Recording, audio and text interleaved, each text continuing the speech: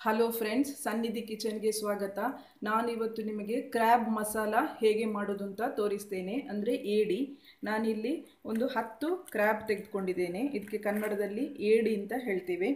ಇದಕ್ಕೆ ಬೇಕಾಗುವ ಸಾಮಗ್ರಿಗಳು: ಇಲ್ಲಿ 12 ಬ್ಯಾಡಗಿ ಮೆಣಸು ಉಂಟು, ಇದು ಫ್ರೈ ಮಾಡಿದ್ದು, ಸ್ವಲ್ಪ ಎಣ್ಣೆ ಹಾಕಿ. ಅದಕ್ಕೆ ಒಂದು 4 ಗುಂಡು ಮೆಣಸು,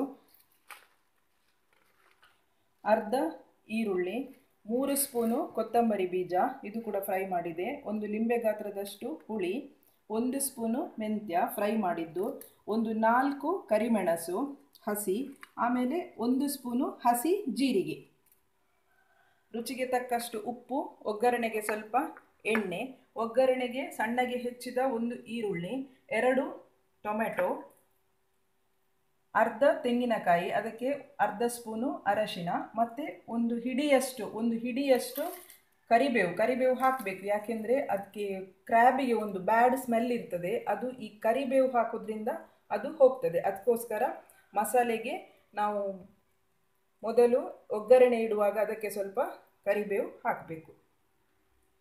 ಈಗ ಕ್ರ್ಯಾಬ್ ಹೇಗೆ ಕ್ಲೀನ್ ಮಾಡೋದು ಅಂತ ತೋರಿಸ್ತೇನೆ. ಕ್ರ್ಯಾಬ್ ಮಾಡುವಾಗ ನಾವು ಮೊದಲು ಇಡೀ ಕ್ರ್ಯಾಬನ್ನು ನೀರಿನಲ್ಲಿ ತೊಳೆಯಬೇಕು. ಯಾಕೆಂದರೆ ಅದರಲ್ಲಿ ಇದು ಸಮುದ್ರದ್ದು ಇದು ಮರಳೆಲ್ಲ ಇರ್ತದೆ. ಅದಕ್ಕೋಸ್ಕರ ಅದನ್ನು ಮೊದಲು ಇಡೀಯಾಗಿ ಹೀಗೆ ತೊಳೆಯಬೇಕು. ಹೀಗೆ ಮರಳೆಲ್ಲ ಅದರದ್ದು ಚೆನ್ನಾಗಿ ಕ್ಲೀನ್ ಮಾಡಿ ಇಡಬೇಕು. ಈಗ ಕ್ರ್ಯಾಬ್ ಹೇಗೆ ಕ್ಲೀನ್ ಮಾಡೋದು ಅಂತ ತೋರಿಸ್ತೇನೆ. ಈಗ ಮೊದಲಿಗೆ ಈ ಕಾಲು ಹೀಗೆ 2 ದೊಡ್ಡ ಕಾಲು ಇರ್ತದೆ, ಅದನ್ನು ಹೀಗೆ ಕೈಯಲ್ಲಿ ಕಟ್ ಮಾಡಿ ತೆಗೀರಿ.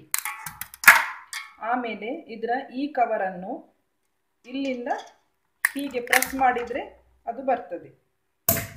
ಆಮೇಲೆ ಇದನ್ನೆಲ್ಲ ಹೀಗೆ ತೆಗೆಯುವುದು.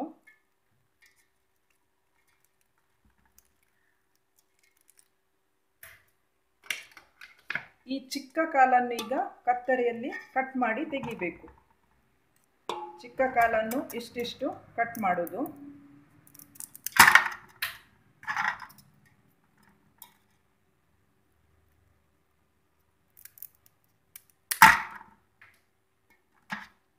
ಇದೆಲ್ಲ ಕಟ್ ಮಾಡಿ ಸೈಡ್ ಇದ್ದೆಲ್ಲ ಕ್ಲೀನ್ ಮಾಡಿ ಇದನ್ನು ನಡುವಲ್ಲಿ ಹೀಗೆ 2 ತುಂಡು ಮಾಡೋದು.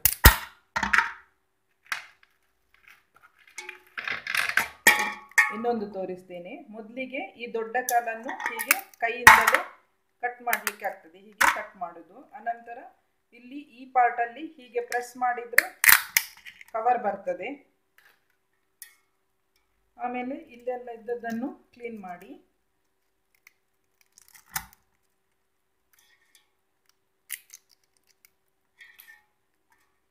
ಆಮೇಲೆ ಈ ಚಿಕ್ಕ ಕಾಲುಗಳನ್ನು ಹೀಗೆ ಕತ್ತರಿಸುವುದು.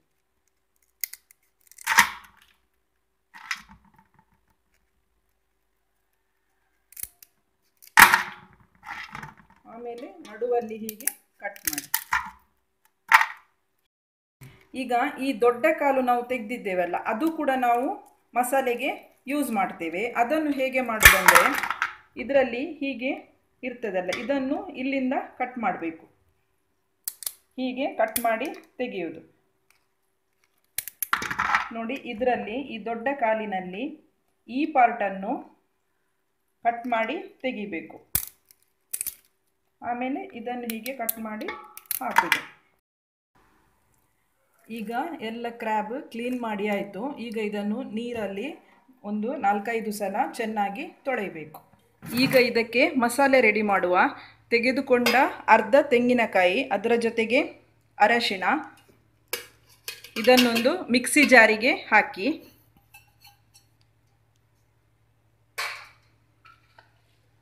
ಆಮೇಲೆ ಮೆಣಸು,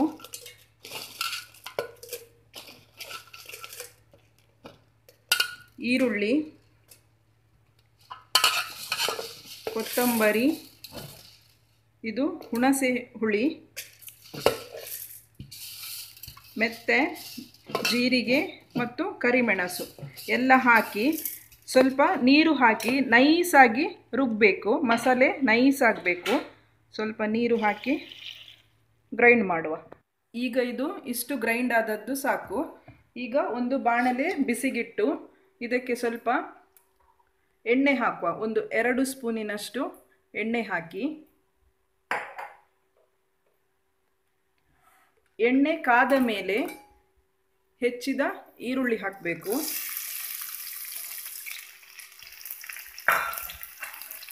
ಈರುಳ್ಳಿ ಸ್ವಲ್ಪ ಫ್ರೈ ಆಗಬೇಕು.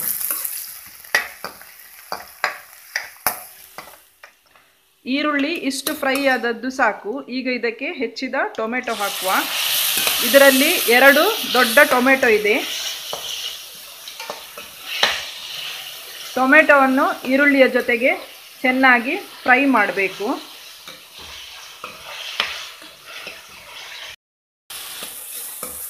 ಟೊಮೆಟೊ ಇಷ್ಟು ಫ್ರೈ ಆದ ನಂತರ ಇದಕ್ಕೆ ತೆಗೆದುಕೊಂಡ ಕರಿಬೇವನ್ನು ಹಾಕಬೇಕು. ಕರಿಬೇವೇನು ಫ್ರೈ ಆಗೋದು ಬೇಡ, ಸ್ವಲ್ಪ ಹೀಗೆ ಮಿಕ್ಸ್ ಮಾಡಿದರೆ ಸಾಕು. ಈಗ ಇದಕ್ಕೆ ನಾವು ಕ್ರ್ಯಾಬ್ ಹಾಕುವ.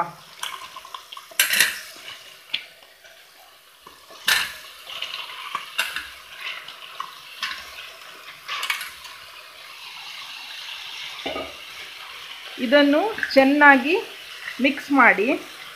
ಟೊಮೆಟೊ ಮತ್ತು ನೀರುಳ್ಳಿಯ ಜೊತೆಗೆ ಕ್ರ್ಯಾಬ್ ಚೆನ್ನಾಗಿ ಫ್ರೈ ಆಗಬೇಕು.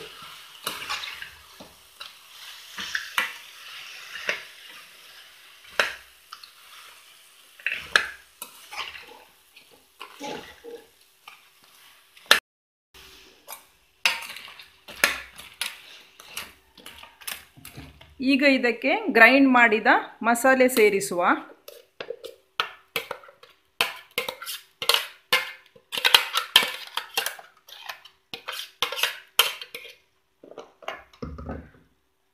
ಈಗ ಒಂದು 2 ರಿಂದ 3 ಲೋಟ ಅಥವಾ ಒಂದು 3 ಲೋಟದಷ್ಟು ನೀರು ಸೇರಿಸಿ.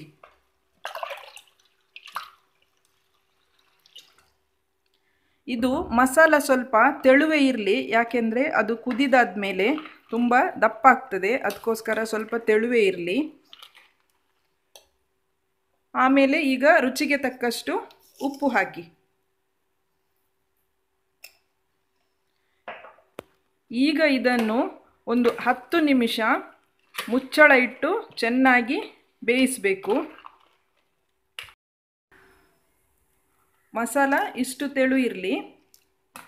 ಈಗ ಉಪ್ಪೆಲ್ಲ ಸರಿಯಾಗಿದೆ ಅಂತ ನೋಡಿ ಒಂದು ಮುಚ್ಚಳ ಇಟ್ಟು 10 ನಿಮಿಷ ಇದನ್ನು ಚೆನ್ನಾಗಿ ಕುದಿಸಬೇಕು. ಈಗ ಇದು ರೆಡಿಯಾಗಿದೆ. ಇಷ್ಟು ಕುದಿದದ್ದು ಸಾಕು.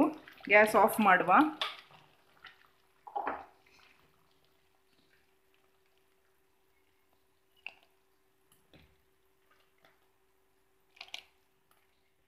Crab masala ready to serve. Friends, ನೀವು ನನ್ನ ಚಾನಲನ್ನು ಇನ್ನೂ ಸಬ್ಸ್ಕ್ರೈಬ್ ಮಾಡದಿದ್ದರೆ ಸಬ್ಸ್ಕ್ರೈಬ್ ಮಾಡಿ. ನನ್ನ ರೆಸಿಪಿ ಇಷ್ಟವಾದರೆ ಲೈಕ್ ಮಾಡಿ, ಶೇರ್ ಮಾಡಿ, ಕಮೆಂಟ್ಸ್ ಮಾಡಿ.